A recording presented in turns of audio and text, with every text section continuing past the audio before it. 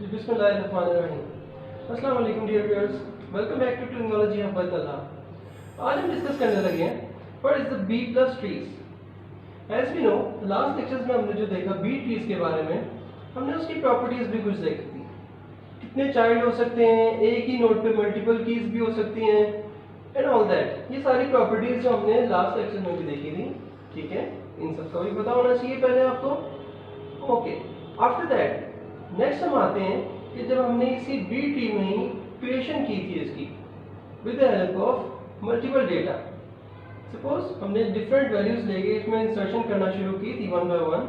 तो इसी तरीके से जैसे आपके सामने रन हो रहा है ट्री, वन बाय वन हम डिफरेंट वैल्यूज जो है इसमें इंसर्शन करवाते रहे थे। ओके, और हमने देखा था बड़े इजीली और इसी तरीके से वन बाय वन इंसर्शन होती जाती है। और जिस तरीके से आपको नजर आ रहा है एग्जैक्टली इसी तरीके से हम लीव नोड्स पे और जहाँ पे भी हमने इंसर्ट करवाना हो हम इंसर्ट करवा देते थे, लेकिन बैलेंस्ड ट्री ही रहता है वो। ओके, बी ट्रीज की सारी प्रॉपर्टीज होल्ड करती थी। तो वन बाय वन इंसर्शन करते करते जब हम इस ट्री की तरफ पहुंच गए तो ओवरऑल हमारे पास बी ट्री भी कंस्ट्रक्ट हो गया था। ठीक है, डिफरेंट वैल्यूज इंसर्ट कर ली। अब जब डिफरेंट वैल्यूज इंसर्ट करके भी देख लें बी ट्रीज में और उनकी प्रॉपर्टीज भी पता लग गई, अब हम आते हैं किसकी तरफ, बी प्लस ट्रीज की तरफ। ओके, बी प्लस ट्रीज की भी कुछ प्रॉपर्टीज हैं, वन बाय वन हम उनकी तरफ आते हैं। तो firstly B plus tree is a balanced search tree. Okay, it's perfectly balanced. इसमें मल्टीपल आपके पास जो लेवल्स होते हैं वो भी बिल्कुल बैलेंस्ड होते हैं। ठीक है, अभी आपके सामने नजर आ ही रहा है और इसकी बाकी प्रॉपर्टीज भी जैसे जैसे हम डिस्कस करते हैं आपको और क्लियर हो जाएगा। जैसे नेक्स्ट प्रॉपर्टी इसकी ये है कि सारी इंडेक्सिंग जो है वो हम डेटाबेसेस के टेबल्स की बड़ी इजीली कर सकते हैं with the help of B plus trees. Okay, अब ये जो बी प्लस ट्री है ये आपके पास टेबल्स की क्या करने के लिए, इंडेक्सिंग करने के लिए बहुत हेल्पफुल रहता है।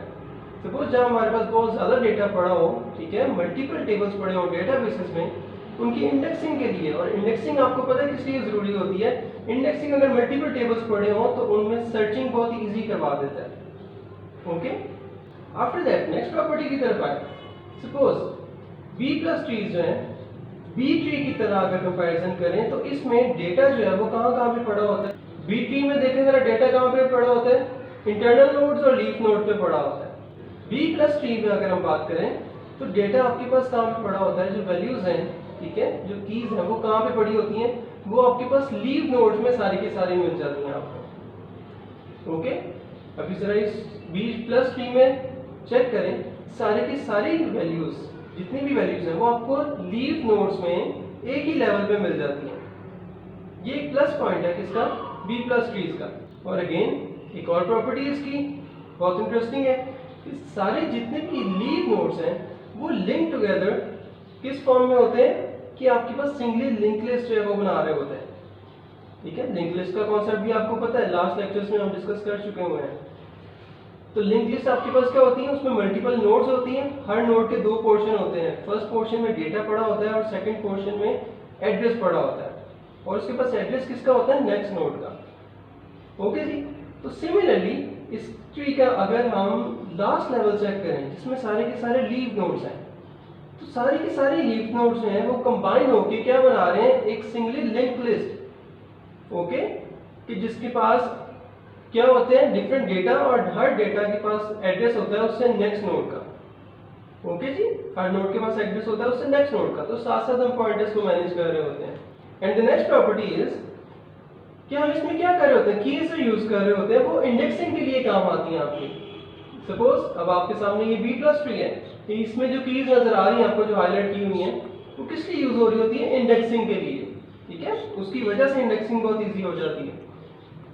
Next property is searching, insertion, deletion, वो सब इसमें बहुत इजी हो जाती हैं। ठीक है, कि किस केस में, जिस तरीके से हमें भी पता है कि सारी इंटरनल नोड्स हैं वो भी ऑफन यूज हो रही होती हैं किसमें, इंडेक्स नोड्स जिनको कहते हैं हम। इंटरनल नोड्स जितनी होंगी उनको क्या कह देते हैं, हम कह देते हैं उनको इंडेक्स नोड्स। ओके, जो पॉइंट आउट कर रही होती है ना, जिनके पास पॉइंटर्स होते हैं। ओके, हमें ये प्रॉपर्टीज भी पता लगी। अब इससे नेक्स्ट देखें, एक और प्रॉपर्टी ये है जो हमें भी पता है कि जब बी प्लस ट्री की बात करें तो ये यूज हो रहा होता है for the large amount of data के लिए। जहाँ पे हमारे पास मल्टीपल डाटा पड़ा हो लार्ज अमाउंट में, ठीक है, जिस तरीके से हमने पहले बात की कि डेटाबेस टेबल्स जो है, ठीक है, जब वो पड़े होते हैं उनकी इंडेक्सिंग के लिए ये बहुत ज़रूरी होता है। तो एक्चुअली इंटरनल नोड्स जो है वो स्टोर हो रही होती है हमारी मेन मेमोरी में, ठीक है, जो कि एक्चुअली लिमिटेड स्टोरेज होती है, और जो लीव नोड्स होती हैं वो स्टोर हो रही होती हैं एक्चुअली सेकेंडरी मेमोरी में। Got it? ठीक है, अगर मैं ये भी समझ आ गई तो आफ्टर दैट अब हम आते हैं बी प्लस ट्रीज में किस तरीके से हम इसको क्रिएट कर सकते हैं, इसमें इंसर्शन और डिलीशन किस तरीके से कर सकते हैं। So let's take a look कि अगर हमने ये मल्टीपल डेटा हमारे पास अगर कुछ भी पड़ा हो तो हम क्या करने लगे हैं, बी प्लस ट्री कंस्ट्रक्ट करने लगे हैं और उसमें इंसर्शन किस तरीके से होनी है और डिलीशन किस तरीके से होनी है। बड़े इजी वे में आपको एनिमेशन के थ्रू समझ आ जाएगी। चेक करते हैं। फर्स्टली हमने प्रॉपर्टी जरूर मैनेज करनी है, ये जरूर माइंड में रखिएगा। सपोज फर्स्ट हम इंसर्ट करवाना चाह रहे हैं the value 2, okay, and we are talking about the B plus tree of order 4, okay. So अब चेक करते हैं, और अगर एक नोड पे मल्टीपल कीज आ सकती हैं तो इस केस में हमारे पास कितनी आ सकती है, मैक्सिमम 3 कीज आ सकती है ना, ठीक है, ओके। अब सबसे पहले इंसर्शन हम करवा रहे हैं किसकी, 2 की। 2 इंसर्ट हो गया फर्स्ट नोड पर, लेट्स सी 2 हमारे पास आ गया फर्स्ट नोड में ही, ठीक है, एज ए फर्स्ट की। सेकेंडली हम क्या इंसर्ट करवाना चाह रहे हैं, दैट इज 5, ओके। 5 को इंसर्ट किया, हमें पता है राइट साइड पे बड़ी वैल्यूज होती हैं, लेफ्ट साइड पे स्मॉल वैल्यूज होती हैं। तो 5 कहाँ पे आ गया, 2 के राइट साइड पे विद द सेम नोड, उसी नोड पे ही राइट साइड पे की कौन सी आ गई, 5। आफ्टर दैट क्या इंसर्शन करवा रहे हैं, हम 8 को इंसर्ट करवा के चेक करते हैं। अब हम 8 को अगर इंसर्ट करवा दें, चेक करें अभी भी इंसर्ट हो सकता है इसी नोड पे, थर्ड की, यस एग्जैक्टली हम करवा सकते हैं। सो हमने कहाँ पे इंसर्ट करवा दी, 5 के राइट साइड पे। तो एक ही नोड में अब हमारे पास 3 कीज पड़ी हुई हैं, that is 2, 5 and 8। Got it? Next value insert करवाते हैं, सपोज दैट इज 11। अब चेक करें, अगर हमने 11 को इंसर्ट करवाना है, 8 के राइट साइड पे होना चाहिए इंसर्ट, ओके। अगर 8 के राइट साइड पे इंसर्ट करवाते हैं जी, तो क्या ये पॉसिबल है कि हम एक ही नोड पे 4 वैल्यूज इंसर्ट करवा सकें जिसका ऑर्डर भी हमें पता है, ठीक है। तो हम फोर्थ वैल्यू या फोर्थ की तो इंसर्ट नहीं करवा सकते एक ही नोड पे। जिस तरीके से हमने बी ट्री में कंस्ट्रक्शन के दौरान जब उसमें इंसर्शन करते थे, ठीक है, हम ये चेक करते थे कि एक नोड पे मैक्सिमम कितनी वैल्यूज आ सकती हैं। अगर 3 आ सकती हैं तो हमने अगर फोर्थ रखवाई है तो उसका क्या प्रोसीजर है, हमें स्प्लिट आउट करना पड़ता है, ओके। सो सिमिलरली यहाँ पे आके भी हम क्या करवाएंगे, इनको स्प्लिट आउट करेंगे। किस वे में, लेफ्ट वाइज वाला वे हमने देखा था कि इनमें से मिडिल नंबर देखेंगे, suppose 2, 5, 8 and 11, which is the middle number. Middle number suppose अगर 2 बन रहे हैं तो उसमें से हम लेफ्ट वाला कंसीडर कर रहे हैं, ठीक है, लेफ्ट वाइज में। सो 5 को कंसीडर किया एज ए मिडिल एलिमेंट, 5 को हम ले गए कहाँ पे, टॉप वाली पोजीशन पे, ओके। और उसके लेफ्ट में क्या आ जाएगा, 2, और 5 के राइट पे क्या आ जाएगा, 5, 8 एंड 11। याद रखिएगा अब इस दफा 5 इटसेल्फ भी आएगा, क्यों, क्योंकि बी प्लस ट्रीज में हमें पता है कि सारी कीज जो है वो हमें लास्ट लेवल पे आके ही मिल जाती हैं। जो कौन सा लेवल होता है जिसपे सारे के सारे क्या पड़े होते हैं, leave nodes, okay. So leave node पे ही आपको क्या मिल जाते हैं, सारे की सारे कीज। सो नेक्स्ट हम इंसर्ट करने लगे 18। चेक इट आउट, कहाँ पे इंसर्ट होना चाहिए, रूट से जरा चेक करें, यानी 5 के राइट साइड पे होना चाहिए, 5 के राइट साइड की तरफ आ जाए। और राइट साइड में अगर देखें ऑलरेडी 3 वैल्यूज पड़ी हुई हैं, ऑलरेडी 3 कीज पड़ी हुई हैं, क्या फोर्थ की हम इंसर्ट करवा सकते हैं, नहीं करवा सकते। अगेन हमें स्प्लिट आउट करने की तरफ आना पड़ेगा। किस तरीके से, सपोज 5, 8, 11 एंड 18। अगेन इनमें से मिडिल नंबर कौन सा सिलेक्ट करेंगे, 8 को हम ले जाएंगे ऊपर, ठीक है, रूट नोड पे ही एज ए सेकंड की, ठीक है। और उसका लेफ्ट चाइल्ड किसको बना देंगे, 5 को, और राइट चाइल्ड किसको बना देंगे, जिस पे कीज कौन सी पड़ी हुई है, 8, 11 and 18। Got it? After that insert करवाने लगे 24 को। अगेन चेकआउट करते हैं, प्रॉपर्टीज हमें पता है कि 11 से राइट साइड पे होना चाहिए, राइट पे आ गए। और प्रॉपर्टीज हमें पता है 8 के राइट साइड पे आगे चेक करेंगे, अगर 8 के राइट साइड पे आए, अगेन ऑलरेडी 3 वैल्यूज पड़ी हुई हैं, फोर्थ हम इंसर्ट नहीं करवा सकते, अगेन हमें स्प्लिट आउट की तरफ आना पड़ेगा। और देखिएगा इस केस में किस तरीके से स्प्लिट कर सकते हैं, 8, 11, 18 और 24। ओके, मिडिल एलिमेंट कौन सा हुआ, 11 को हम लेके जाएंगे टॉप पोजीशन पे। ओके, रूट नोड पे ही एक और की हम इंसर्ट करवा दी, कौन सी, 11, और उसका लेफ्ट चाइल्ड किसको बना दिया, 8 को, और राइट चाइल्ड किसको बना दिया जिसमें वैल्यूज कौन सी पड़ी हुई हैं, 11, 18 एंड 24। सो हमने इंसर्ट भी करवा दिया 24 इजी। आफ्टर दैट हम क्या इंसर्ट करने लगे, देखिए अगर 29 को इंसर्ट करना है, अगेन जरा ट्विस्ट आएगा यहाँ पे आके, अगर 29 को इंसर्ट करवाना है हम कहाँ पे करवाएंगे, 11 के राइट साइड पे आना पड़ेगा, ठीक है, राइट पे आ गए, और 24 के भी राइट साइड पे इंसर्ट होना चाहिए, और उस नोड पे भी हम इंसर्ट नहीं कर सकते, क्यों, क्योंकि 4 वैल्यूज आ रही हैं एक ही नोड पे। सो अगेन मिडिल एलिमेंट कौन सा आएगा, चेक इट आउट, 11, 18, 24 या 29, मिडिल एलिमेंट कौन सा बना, दैट इज 18। तो 18 को हम ऊपर लेके जाते हैं, उसका लेफ्ट और राइट साइड हमने इनको बना दिया। अब जरा चेक करें, क्या 18 को हम रूट वाली नोड पे इंसर्ट करवा सकते हैं, नहीं, क्यों, रूट वाले नोड पे भी ऑलरेडी कितनी वैल्यूज हैं, 3 वैल्यूज पड़ी हुई हैं, 3 कीज पड़ी हुई हैं। क्या 18 को इंसर्ट करवा सकते हैं इस तरीके से, नहीं। तो अब ये क्या करना पड़ेगा, इनको भी फर्दर स्प्लिट आउट करना पड़ेगा। अब चेक करें, 5, 8, 11 और 18, ठीक है, इनमें से मिडिल एलिमेंट कौन सा बनता है, उसको इनका भी पेरेंट बना देंगे।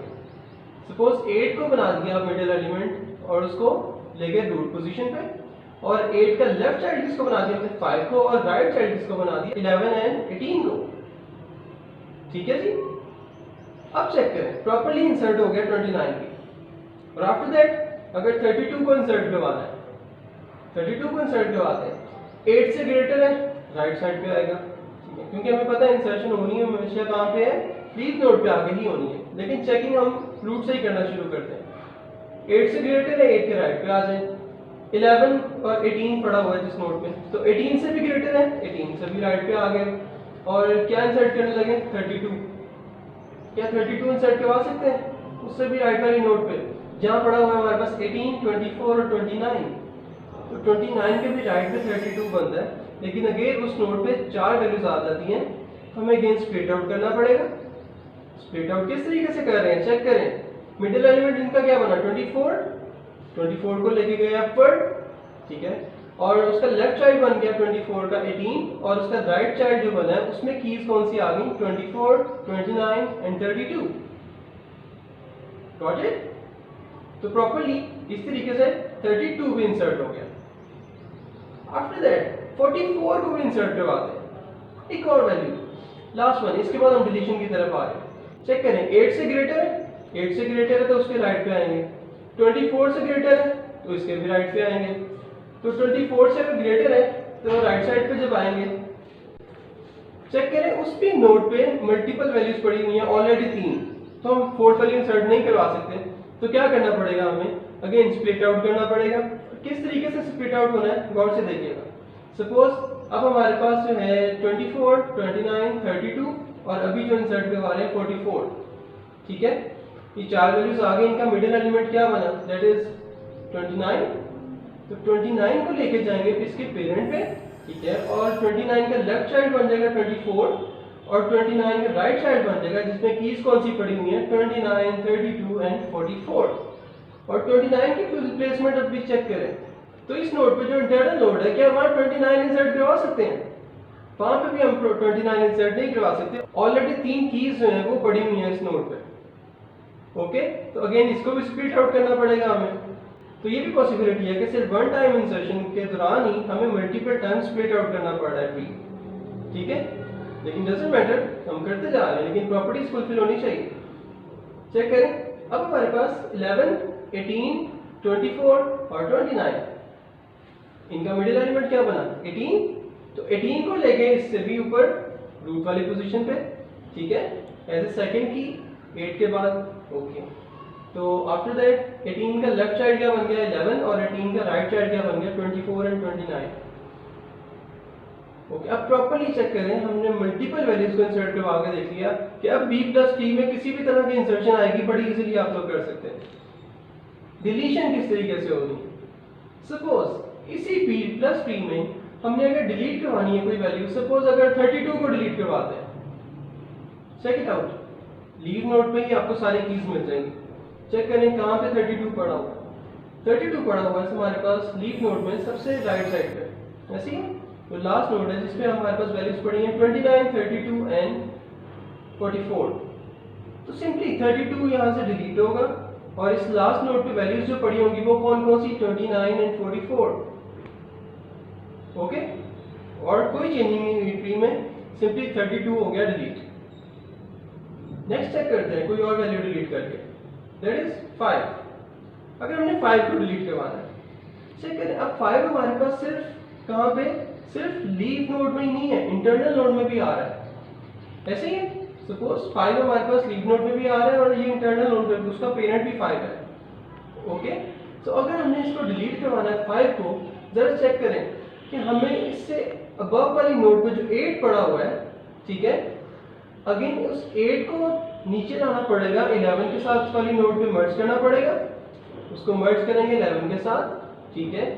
5 को करवाएंगे डिलीट लास्ट नोड से भी जो हमारे पास लीव नोड है, और जो इंटरनल नोड है 5 उसको भी डिलीट करके प्रॉपर्ली 11 और 8 इसको एक नोड कंसीडर करके, तो 8 का लेफ्ट चाइल्ड किसको बना देंगे, 2 को, और 8 का राइट चाइल्ड बना देंगे किसको, 8 को। Got it? तो इस तरीके से बड़े आराम से हम डिलीशन भी कर सकते हैं बी प्लस ट्रीज में। ओके जी, hope you understand very easily कि बी प्लस ट्रीज होते क्या है, उनकी प्रॉपर्टीज क्या होती हैं, और किस तरीके से हम उनमें इंसर्शन कर सकते हैं और किस तरीके से डिलीशन कर सकते हैं। Hope you like it, thank you so much.